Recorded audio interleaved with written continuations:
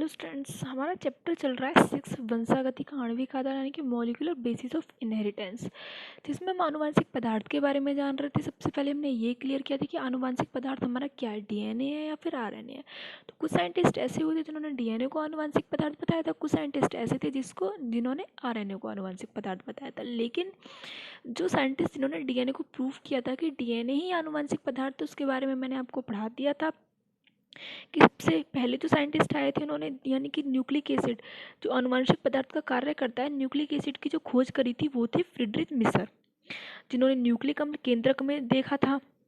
यानी न्यूक्लियस में इन्होंने जो न्यूक्लियस होता है उसमें उन्होंने न्यूक्लिक एसिड देना था, उसी के नाम पर उन्होंने उसका नाम न्यूक्लिन रख दिया था। और उसके बाद फिर अल्टमान दूसरे साइंटिस्ट आए थे जिन्होंने उसका नाम न्यूक्लिक एसिड रखा। फिर बाद में पता चला था हमें कि न्यूक्लिक एसिड दो प्रकार के होते हैं, डीएनए और आरएनए। डीएनए यानी कि डीऑक्सी राइबो न्यूक्लिक एसिड और आरएनए राइबो न्यूक्लिक एसिड।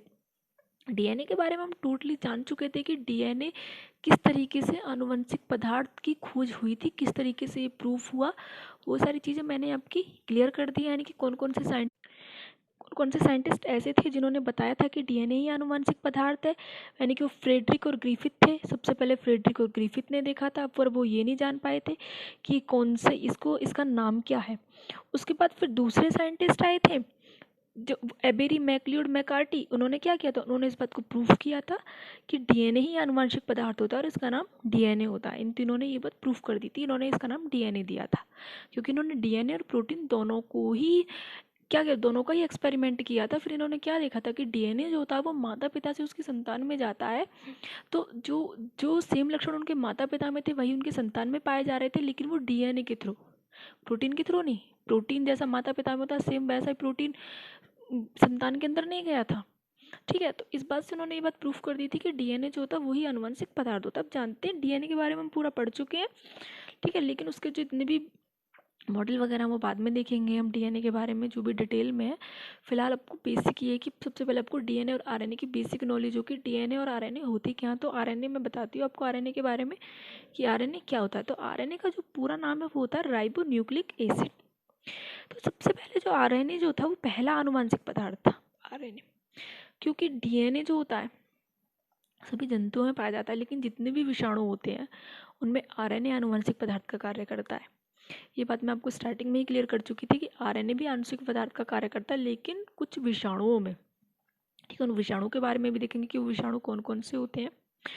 तो क्योंकि आरएनए का विकास डीएनए से पहले हुआ था, यानी कि डीएनए जो वो आरएनए से पहले आया था, तो बाद में आरएनए के रासायनिक रूपांतरण से फिर डीएनए का निर्माण हुआ। यानी कि आरएनए की ही रासायनिक रूपांतरण से डीएनए का निर्माण हुआ। डीएनए पहले नहीं आया था, पहले आरएनए आया था, आरएनए का रूपांतरण हुआ था, रूपांतरण के बाद फिर वो डीएनए आनुवंशिक पदार्थ बन गया। ठीक है, जो आनुवंशिक आरएनए है वो किस किस में पाया जाता है, यानी कि कौन कौन से विषाणु जिनमें पाया जाता है। एचआईवी यानी कि एड्स का जो विषाणु होता है एचआईवी उसमें पाया जाता है। इन्फ्लुएंजा में पाया जाता है। टीएमवी भी पाया जाता है यानी कि तंबाकू का वायरस होता है।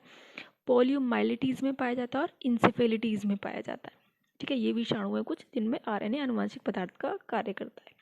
ठीक है, कुछ ऐसे भी थे पौधों के अधिकांश जीव विषाणु जो होते हैं उनमें भी आरएनए क्या करता है, आनुवंशिक पदार्थ का कार्य करता है। लेकिन कुछ जीवाणु भोजीव जैसे बैक्टीरियोफेज में I2Me2 R17 में भी जीवा आरएनए जो होता है वो आनुवंशिक पदार्थ का कार्य करता है। लेकिन जब हमें ये पता होता है कि डीएनए जो होता है हमारे बॉडी में, हमारी हाइट जो होती है, हमारे कलर कैसा होता है, हमारे यानी कि हमारा जो बॉडी स्ट्रक्चर होता है, हमारी हाइट कैसी होती है, वो सारी जो होती है वो डीएनए के ऊपर डिपेंड करती है।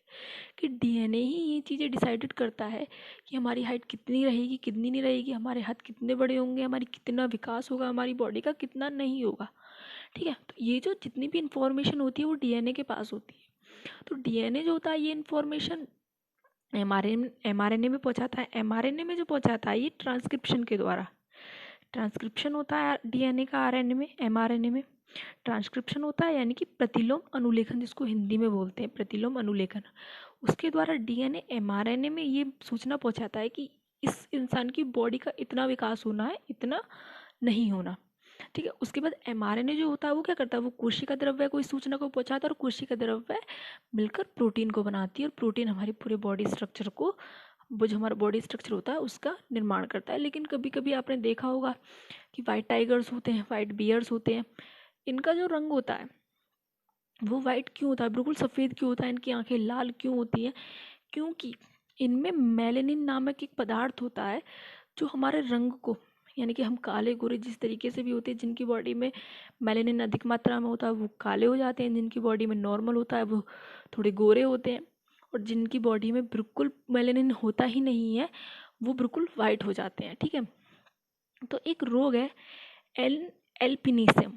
एल्पिनिसियम ये रोग है। तो इसमें क्या होता है कि इसमें जो बॉडी स्ट्रक्चर, बॉडी का जो कलर होता है इस रोग में वो वाइट हो जाता है, बिल्कुल आंखें बिल्कुल लाल हो जाती हैं, पुतलियाँ होती हैं आंखों की, यानी कि कोई कलर डिसाइडेड नहीं होता। तो अब ये तो हमारा नॉर्मल बॉडी स्ट्रक्चर हो गया। नॉर्मल बॉडी में किस तरीके से ट्रांसक्रिप्शन होगा, यानी कि डीएनए के पास सूचना होगी, क्योंकि हमारी बॉडी में जो आनुवांशिक पदार्थ है वो डीएनए है।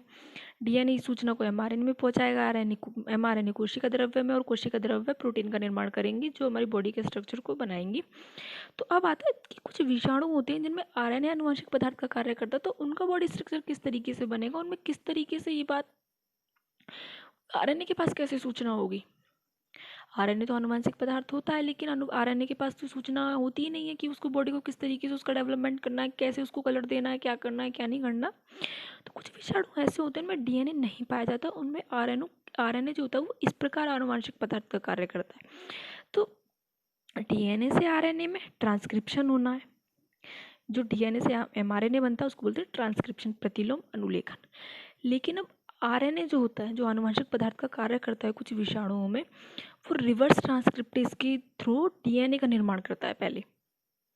ठीक, क्योंकि आरएनए से ही डीएनए आया है, तो इसलिए आरएनए सबसे पहले डीएनए का निर्माण करेगा, फिर डीएनए क्या करेगा, डीएनए उस सूचना को एमआरएनए तक पहुंचाएगा, और एमआरएनए कोशिका द्रव्य से प्रोटीन को पहुंचाएंगे कि इसकी बॉडी का इतना स्ट्रक्चर इस तरीके से बनना है, इसकी हाइट ऐसी रखनी है, इसकी बॉडी में इतना डेवलपमेंट होना, कलर इस तरीके का बनेगा, कितना मेलेनिन बनेगा, कितना मेलेनिन नहीं बनेगा, पिगमेंट जो होता है मेलेनिन। तो आरएनए से डीएनए के बनने को रिवर्स ट्रांसक्रिप्शन कहते हैं, यानी कि अनुलेखन। लेकिन आरएनए में जो डीएनए बनता है उसको रिवर्स ट्रांसक्रिप्टेज एंजाइम के कारण ही बनता है। आरएनए में जो डीएनए बनता है वो रिवर्स ट्रांसक्रिप्टेज एंजाइम के कारण ही बनता है। तो ये हो गया आपका आरएनए के बारे में। उसके बाद नेक्स्ट हम डीएनए के बारे में डिटेल में अच्छे से जानेंगे, यानी कि अब आपकी बॉडी में से जितने भी मेन टॉपिक्स हैं उन सब के बारे में हम बात करेंगे। फिलहाल हमने ये डीएनए और आरएनए के बारे में आपको, यानी कि जिससे आपको पता हो कि डीएनए और आरएनए क्या होते हैं, अच्छे से आपके समझ में आए, वो चीज़ें मैंने आपकी क्लियर करी थी।